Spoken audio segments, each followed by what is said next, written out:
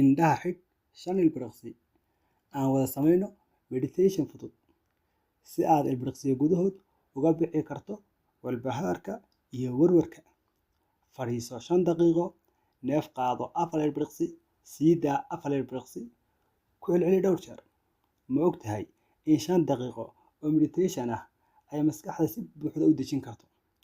Haddii aad dareento stress, fikir badan ama daal maskaxeed, meditation-ka waa xal fudud. Habkan oo afka qalaad lagu yiraahdo meditation wuxuu la micno yahay xasilooni maskaxeed. Waa farsamo maskaxeed iyo neefsasho oo qofku isticmaalo si uu u helo deganaansho, feejignaan iyo xasilooni maskaxeed. Waxaa la sameeyaa adiga oo maskaxda diiradda saaraya, sidoo kale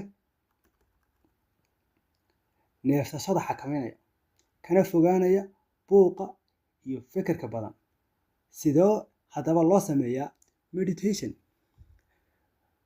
Meel degan fadhiiso, dooro meel aan buuq lahayn. Kadib indhaha xidh si aad maskaxda u dejiso. Neefsashada diiradda saar. Si tartiiba u neefso. Neef qaado 4 ilbiriqsi. Si tartiiba u sii daa. Neefta sii daa 4 ilbiriqsi oo kale. Maskaxda ku soo celceli neefsashada. Haddii fikir kale kugu soo dhaco, maskaxda si degan ugu soo celi neefsashadii. Samee 5 ilaa 10 daqiiqo. Marka hore, waqti yar ku bilow.